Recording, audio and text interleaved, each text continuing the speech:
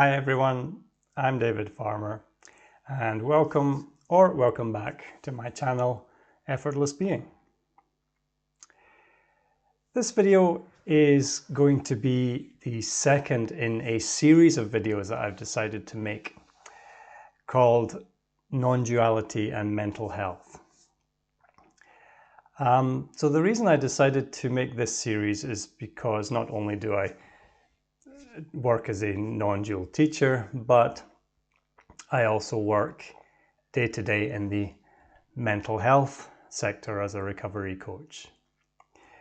So it's becoming clearer and clearer for me that these two things need to marry up in some way. And so I was delighted to have some ideas for videos from viewers. And one of the themes of these ideas has been how to marry these two things, how to talk about these two things. And can I talk about mental health from the non-dual perspective? So yeah, great ideas. And so this video is going to be on the subject of trauma. This is something I made a video about before. I think a year or so back I made a video on trauma. But obviously if we're talking about mental health, we cannot escape the subject of trauma. And it's something that people would like a bit of perspective on, because it's something that many people struggle with. So in order to talk about trauma, we have to also talk about memory. So really the theme of this video is the subject of memory. What is memory? And can we ever forget? So if we're talking about memory, memory is a lot more than what we normally think it is. For most of us, memory is simply the thoughts in our head. And those thoughts in our head are often of the past, which we call memory. And those thoughts can cause an emotional reaction. And that emotion, that energy, has a physical echo in the body. So whenever we remember something that we maybe find distasteful, there might be an energetic reaction and then a physical response. Because we never actually see emotion. Emotion and thought are two totally different dimensions from the physical body. We never actually see anger, for example. You only ever see the result of anger in the physical body, the physical reaction. You never actually see the emotion, the energy of it. So normally when we're talking about memory, we're talking about thought, and that can trigger an emotion and a reaction in the physical body. But really, every cell in your body contains memory. The thoughts in your head, excuse me, the thoughts in your head are just a tiny part of what memory is. Every cell in your physical body has memory. That's why it can do what it does. And by that, we can also imply that, well, every cell in nature has memory. That's why it can regenerate and do what the cells do.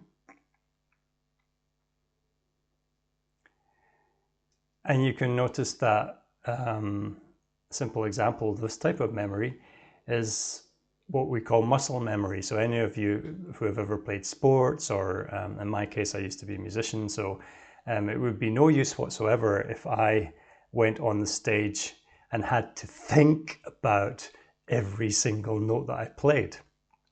It would be a really terrible performance. So that was the point of practicing. So you practice and practice and practice, so then you could just not think and go on and just play. And there was, because you had done it so many times, the muscles, the cells, everything remembered what to do. So this is a simple example, but everything in nature contains memory. And everything in nature is really just energetic flux. When we boil it all down, it's all just energy. So this memory and energy are completely intertwined. And that's why you hear a lot of people talking about, when they talk about trauma, they say trauma is held in the body.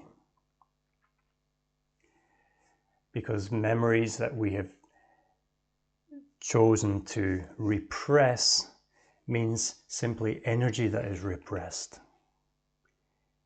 And that energy can get stuck and then can result in physical illnesses.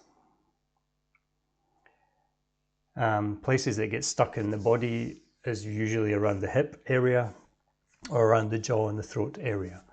Those are the two main areas where trauma or that kind of energy can be stuck. So the issue really is the personalization of all of this. Because if we believe all of this to be real, then we create the suffering for ourselves. So when we think about this thought, emotion, reaction capsule, within that we tend to say, well, my thoughts, my emotions, my body, my trauma. And in doing so, we make it personal. Because there's the belief that it happened to a real person. But in actual fact, it really happened to a character in the story. And that may be triggering for a lot of people, but if you sit with it, I'll explain a little more what I mean by that.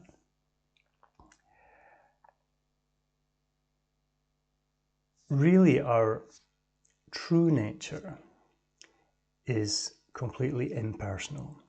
And it's this impersonal awareness that allows us to see all these things that we label as personal.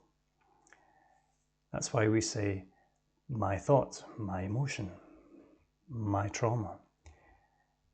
We're looking at it and labeling it. And in doing that and labeling it, you make it real. So the key to the dissipation of the trauma, whether that be a thought, the energy, what is held in the body, the key to the dissipation of this is the recognition of our impersonal nature. And in that recognition, everything will be released by itself. In the recognition of what we truly are, there is a harmonizing of the human experience and a refining of it. And in doing so, there's a clear seeing of the entire structure and thoughts and energies which have been repressed. and that true nature starts to shine through. We see everything very clearly, and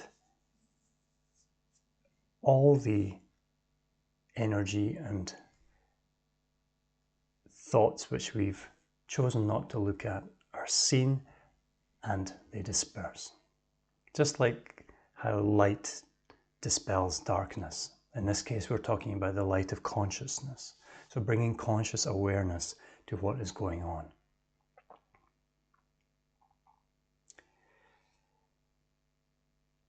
But you'll probably still be thinking, yeah, but I still remember it, and I don't want to remember it.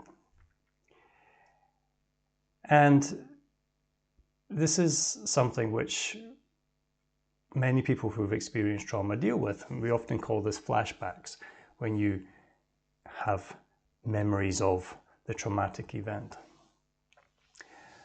So what you have to understand with this is that flashbacks are completely normal. Now, like I said, I work in mental health, and to give an example, about a month or so ago, I happened to be in a situation which was quite harrowing, and somebody I was supporting disclosed something to me, and it was quite a difficult day, and I wasn't able to really forget that. And I was suffering from flashbacks for about a week or so afterwards. Because what we have to understand is that we're really a raw nerve. We're constantly absorbing information. Like I talked in my last video about sense perceptions. Whether you're conscious of it or not, you're completely absorbing things that are going on. And that is just part of being alive in the world. Your senses are functioning. And so you absorb these things. And depending on what your life is and your lifestyle is, you'll absorb different things. For me, I'm often in situations where I'm talking with people who have been through quite difficult traumas in their life, from sexual abuse and physical abuse and all these types of things. So there's really nothing you can do about that except to recognize that that is not what you are in your essence. So this is why it's good to recognize that. If I go back to what I mentioned in the beginning about the thought, emotion, physical reaction, circuitry, this is really a closed circuit. It's a closed loop. And although you can describe it as the thought creating an emotion creating a physical reaction, the opposite is also the case. So sometimes something can be seen with the physical body, which causes an emotional reaction. Or there can be a particular smell, for example. So these are often called triggers. And for a lot of people who've experienced abuse and trauma, it can be, for example, a smell, like a particular deodorant or cologne or perfume. That smell can then trigger a memory. But again, it's important to recognize that all of this is happening within this closed loop of thought, emotion, physical reaction.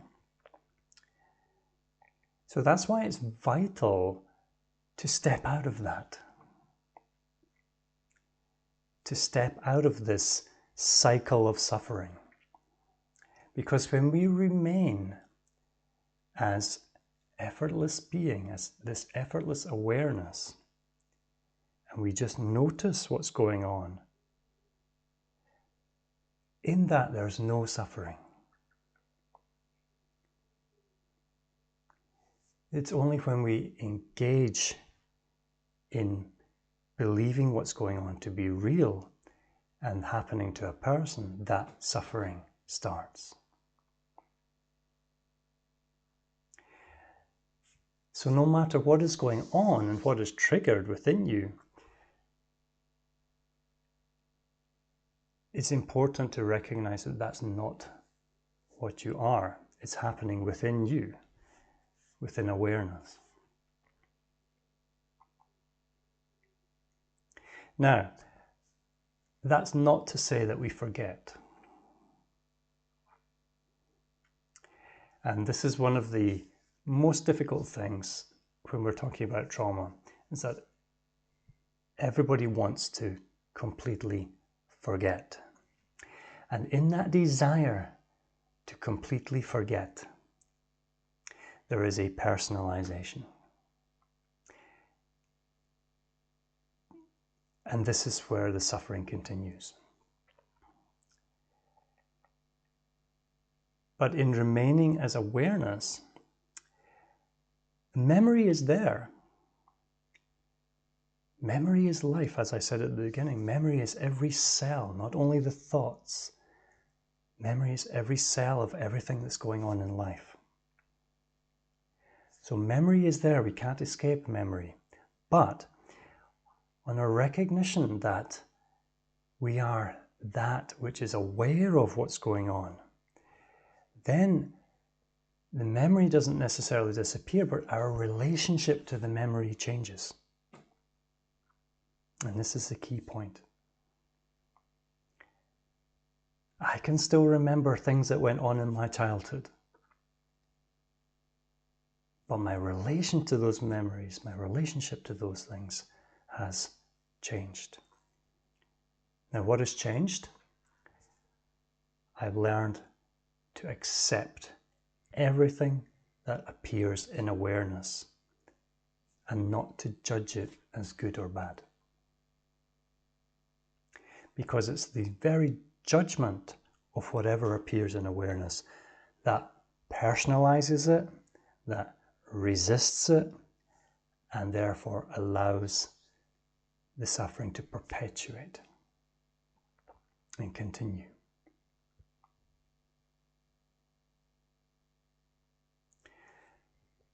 So remaining as effortless awareness allows experiences to be accepted and reframed,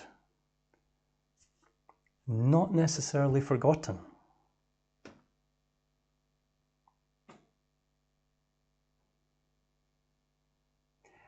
But in this acceptance of them, we find that they lose their gravitas, they lose their weight, and we notice that they are not what we are. They belong to a character in a story.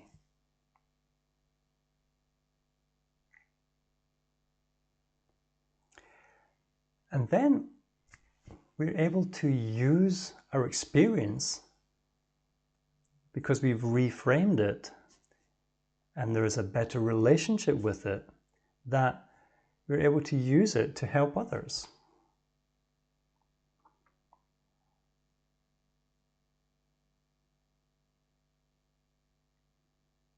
So the reframing of my own traumas in life now allow me to work in mental health, because I can better understand those that I'm caring for.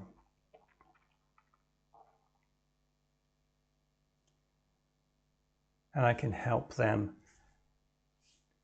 to see their own life story in a different light.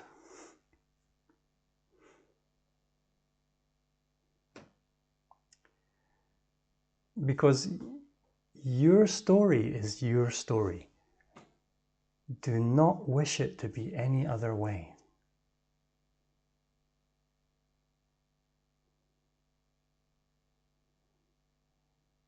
It's really important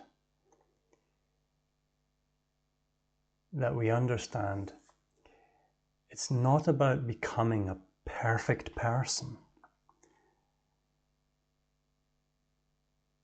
Peace is the clear seeing that there is no person to perfect.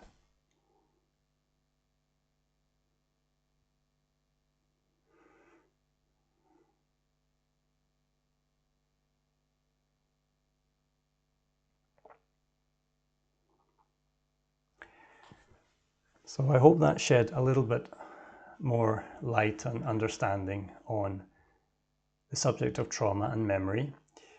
If that did trigger anything for you, if there's anything you want to ask or talk about, you can either leave a comment below or please feel free to get in touch with me via my website, where you can send me an email or organize a private session. The website is effortlessbeing.org. Also, if you enjoyed this content, please do like, share and subscribe to the channel. And I look forward to seeing you again next time. Have a great day.